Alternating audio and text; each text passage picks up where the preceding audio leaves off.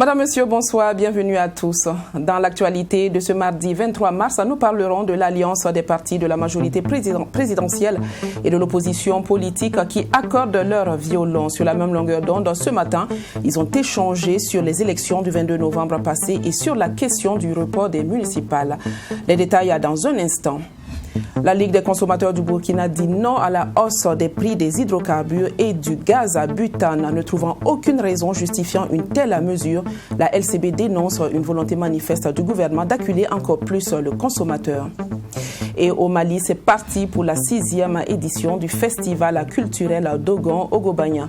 Plusieurs communautés y sont représentées avec un point d'honneur à l'ethnie Peul. Le président du Faso Rochma, Christian Kaboré, a reçu en audience à la Fédération des organisations patronales de l'hôtellerie et du tourisme du Burkina.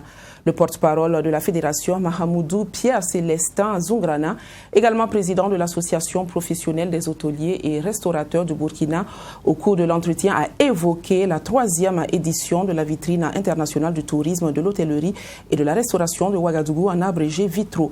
Aussi a-t-il saisi l'occasion pour remercier le chef de l'État pour les mesures prises en 2020 au profit des acteurs de ce secteur, leur permettant ainsi d'atténuer les effets pervers de la pandémie de la Covid-19 sur leurs activités.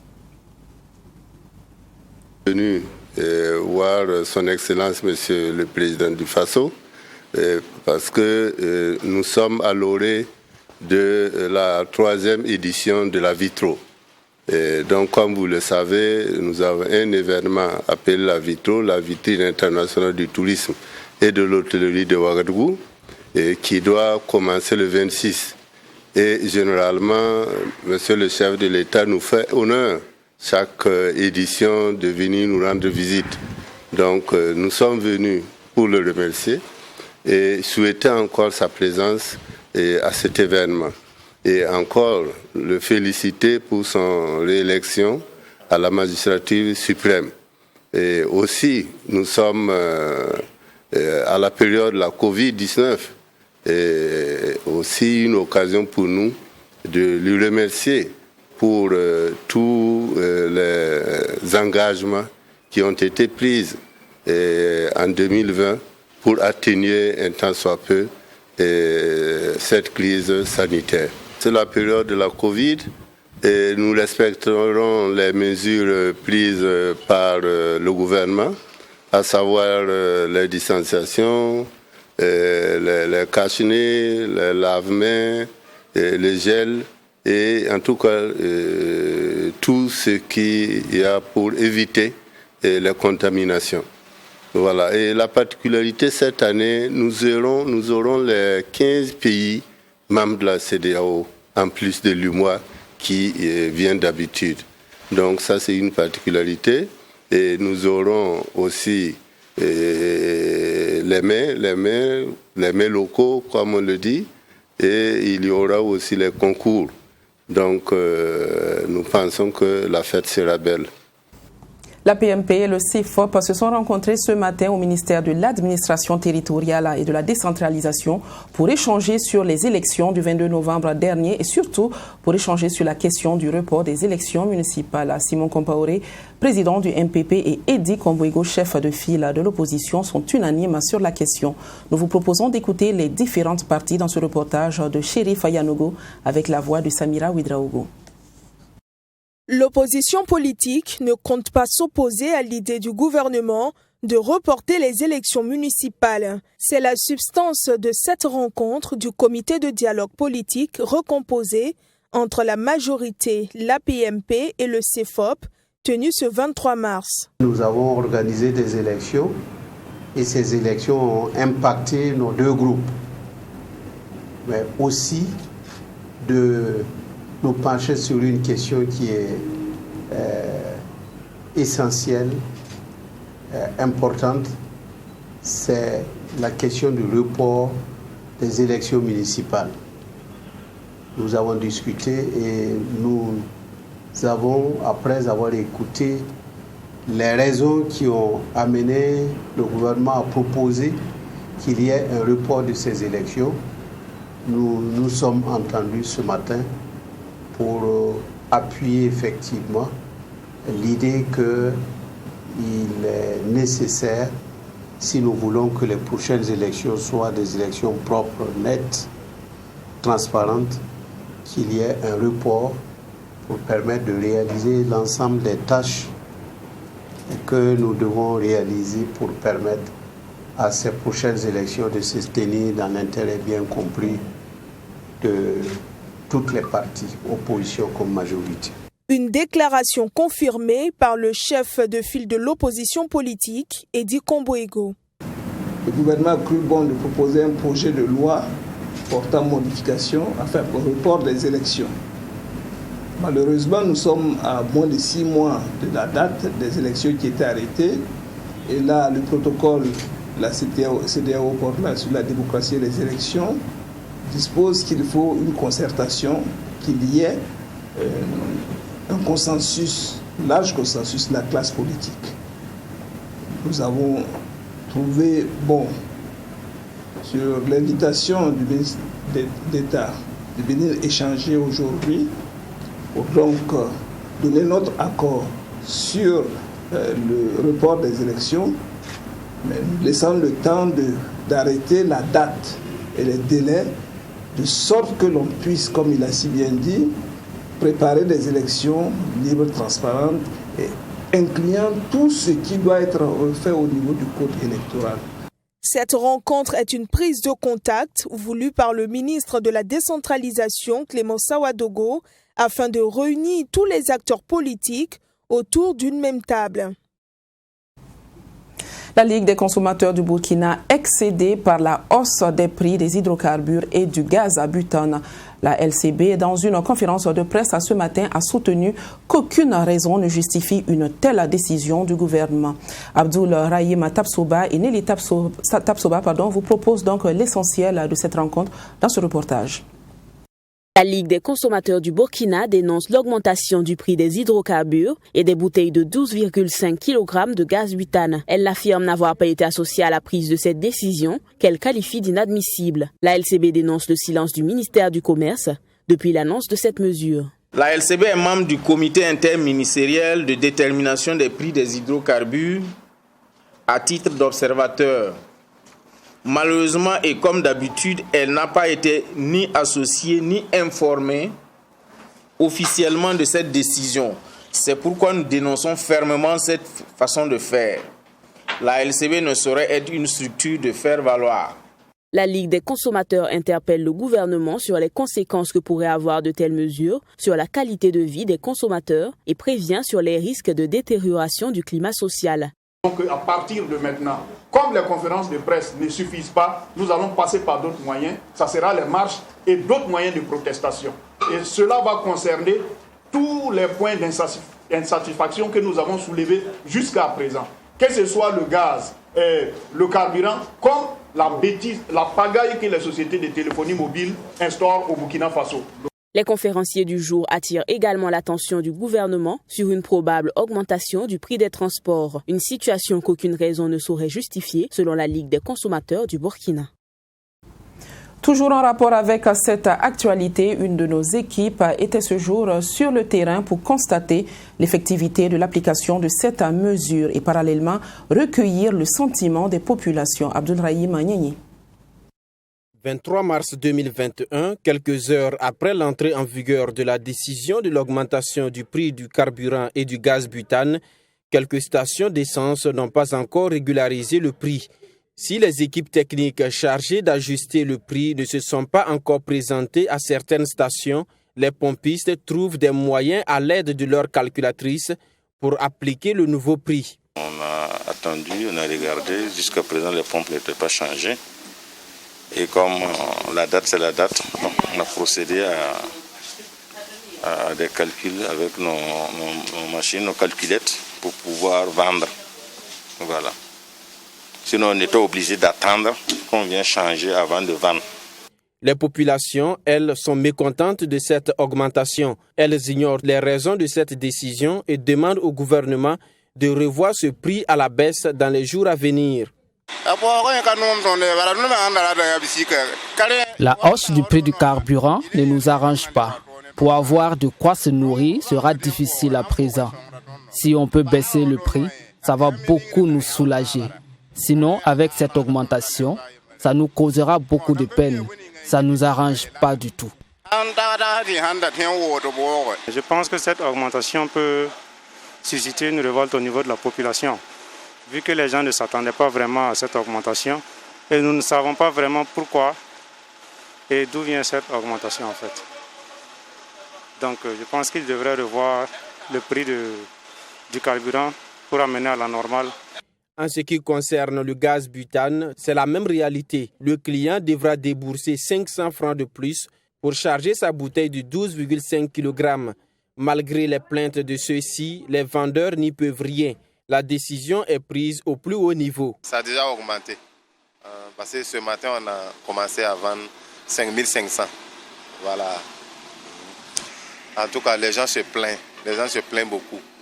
Voilà. Ça ne sera pas facile. Ce ne sera pas facile. Si on pouvait essayer de voir, bon, pour revenir sur les 5000 francs là, sinon les 5500 là, ça sera difficile pour certains. Dans d'autres points de vente comme chez Ziba, on préfère écouler le stock avant d'appliquer le nouveau prix. Pour le moment, le stock n'est pas fini dans nos magasins. Le patron dit qu'on n'a qu'à vendre à 5000 là. Si ça finit aujourd'hui, bon, demain s'il ramasse l'année prochaine pour maintenant, il peut augmenter. Rappelons que le prix du carburant connaît une augmentation de 10 francs CFA sur le litre. Ainsi, le Super 91 passe à 615 francs et le gasoil 545 francs CFA. La bouteille de gaz de 12,5 kg passe de 5 000 francs à 5 500 francs CFA. Le ministère de la Fonction publique, du Travail et de la Protection sociale veut maîtriser les effectifs et recrutements au niveau de la fonction publique. Les agents de ce département ont procédé ce matin à la validation du guide méthodologique d'évaluation de la charge de travail dans les ministères et institutions publiques. Nadine Zongo. À l'issue de cet atelier qui réunit les différents acteurs clés du ministère de la Fonction publique, du Travail et de la Protection sociale, le département de Mamadi Séni-Ouedraogo disposera désormais d'un outil concret et pragmatique pour accompagner les ministères et institutions dans la détermination des effectifs à chaque poste donné. Toute chose qui permettra sans doute de minimiser les coûts salariaux. Il s'agit ici de pouvoir identifier ou déterminer pour un poste de travail donné le nombre de personnes censées occuper ce poste de travail-là. Donc à la longue, ça va pouvoir permettre d'avoir une idée pour maîtriser les effectifs de notre administration publique et pouvoir également maîtriser les recrutements et à la longue impacter même la masse salariale au sein de l'administration publique. Si un ministère de façon concrète demande à recruter 100 agents, nous allons utiliser cet outil-là pour voir, ok, vous avez peut-être déjà 90, donc vous n'avez besoin que de 10 au lieu de 100. Donc c'est un outil très important dans la gestion des ressources humaines, dans la gestion des effectifs au niveau des ministères et institutions de notre pays. L'adoption de ce document fait suite à un récent atelier qui a permis déjà de définir les diplômes requis pour chaque poste.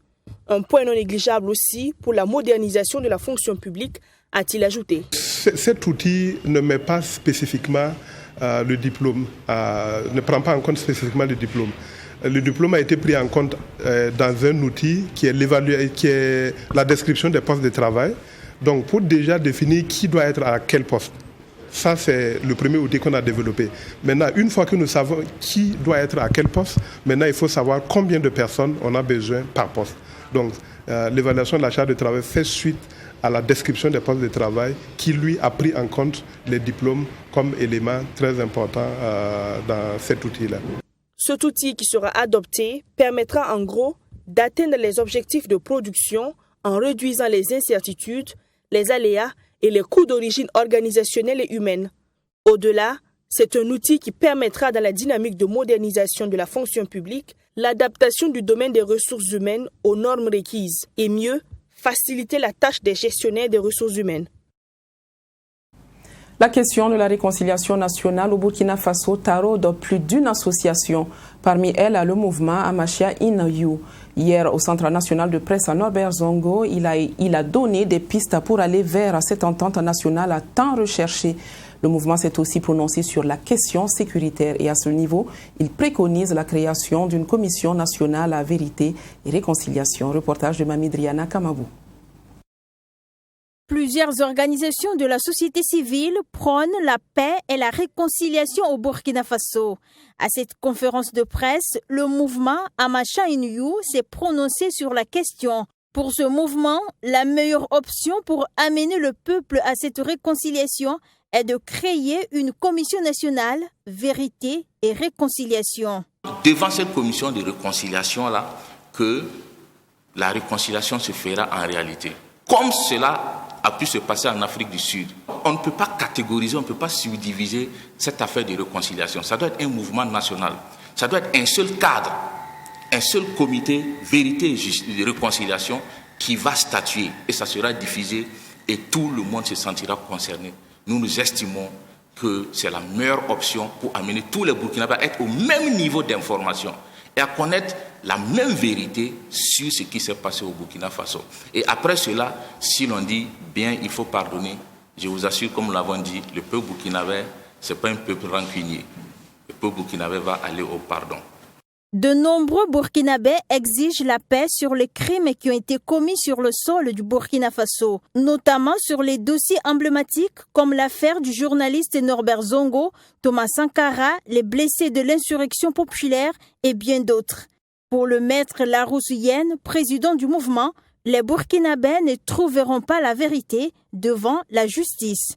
Et pour aller véritablement à une réconciliation nationale, il faut la vérité et le pardon. Nous estimons que ce n'est pas devant la justice que nous pourrons faire la réconciliation. C'est en dehors des procès. Et c'est pourquoi c'est aussi une forme de justice. La justice transitionnelle, c'est une forme de justice. La justice transactionnelle aussi, c'est une forme de justice. On dit souvent qu'un mauvais arrangement vaut mieux qu'un bon procès. Et si on décide d'aller en justice avec toutes les conséquences, parce qu'en justice, vous pouvez perdre un dossier rien que sur des questions de forme, sans même aller au fond. C'est-à-dire qu'il y a des dossiers, le peuple peut ne même pas aller au fond, même pour entendre ce qui s'est passé dans les faits, parce que rien qu'avec la forme, l'affaire peut être close. Ce n'est pas de ça que le Burkina a besoin. Si nous voulons nous réconcilier, nous n'avons besoin que de la vérité et de la seule vérité. Et la seconde phase, c'est le pardon. Le mouvement a aussi donné sa lecture sur la question sécuritaire.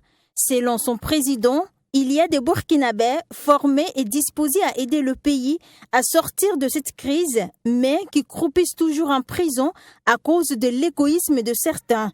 Et au regard de ces arguments, le mouvement appelle au bon sens et au sens du patriotique de tous les Burkinabés épris de paix afin que la commission vérité et réconciliation soit une réalité et non un leurre.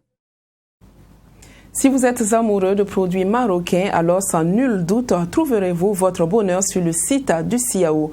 À ce lieu se tient la 3e édition de la foire marocaine. Vous y trouverez une exposition vente des produits locaux made in Maroc. Une activité certes commerciale, mais qui est révélatrice des relations existantes entre les hommes intègres et le peuple marocain. Abdoulrahim Agnagné vous invite à faire un tour de quelques stands. Le Maroc engagé dans la conquête du consommateur burkinabé avec une exposition vente des produits locaux. Ces journées promotionnelles 3e édition mettent un point d'honneur sur des produits faits à base de cuir. Et c'est ici, au Salon international de l'artisanat de Ouagadougou CIAO, que le royaume chérifien se fait découvrir par son savoir-faire en matière d'artisanat. Des chaussures, des ceintures et bien d'autres articles en cuir faits dans la pure tradition marocaine attendent la clientèle. Tout, pour les sandales aussi, il y a des sandales médicales. Ça, c'est médical. Il y a beaucoup de motifs, de modèles ici, comme ça, des modèles comme ça. Beaucoup de. C'est médical. Et 100% cuir. C'est cuir à l'intérieur et à l'extérieur. Là, il y a des bottines comme ça. Ça, c'est 1 à 25 000, 2 à 40 000. Ça comme beaucoup de sortes. Et il y a des. Comme ça. La collection est très grande, des chaussures comme ça. Comme toujours en promotion, 4 paires à 28 000, et 4 paires à 55 000, et 4 paires à 45 000.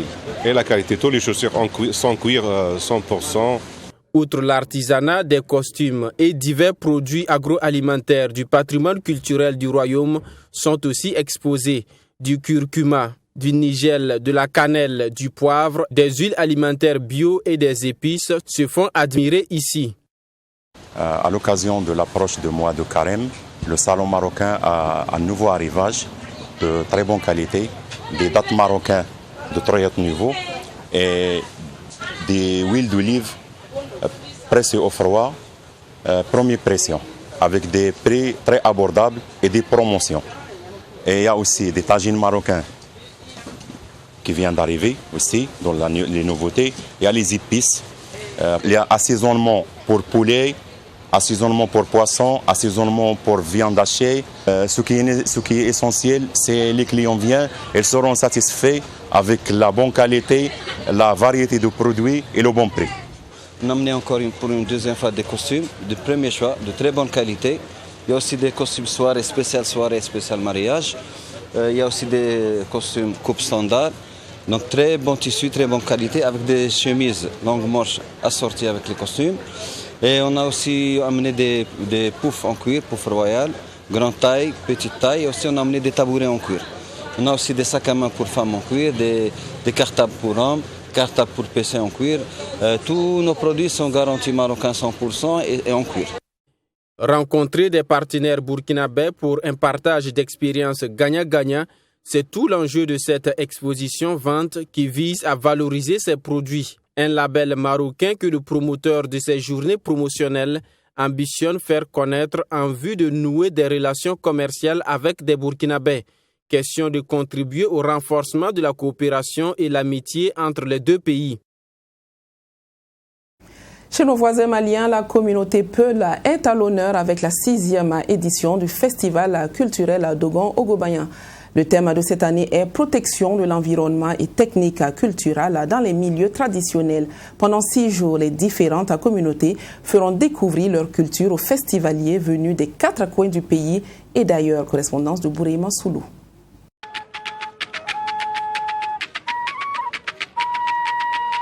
Invité d'honneur de cette 6e édition, la communauté Peul a envoyé une importante délégation à la cérémonie d'ouverture du festival culturel Dogon-Ogobayan. Le président de l'association Tabital Poulakou salue dans ses choix tout un symbole. En choisissant les Peul comme invité d'honneur du présent festival, de la présente édition, Ogobayan a confirmé sa volonté de se servir de la culture pour rabibocher des segments de notre tissu social.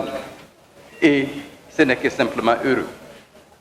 Tabital Poulakou a accepté l'honneur avec bonheur et fierté, convaincu que tout ce qui part d'un cœur atteint un autre cœur. Représentant le président de l'association Guinna Dogon, Hamidou Togo, dira que ce festival est un espace d'expression des valeurs culturelles et sociétales qui caractérisent le Mali. Okobara est un espace du donner et du recevoir. Un cadre de brassage entre Maliens de toute communauté. Nous travaillons à ce que les enfants du Mali se retrouvent leur vivre ensemble et pour certains, leurs terres et leurs activités économiques. Toutefois, le président de Tabital Poulakou reconnaît les responsabilités des deux communautés dans la banalisation du mal, faisant allusion aux tensions qui traversent les communautés Peul et Dogon dans le centre du Mali depuis 2017. Que de sang versé et inutilement, que de victimes innocentes, que de veuves, que d'orphelins, que de biens perdus, que d'habitations détruites, des populations corsetées dans leur propre milieu par des règles imposées.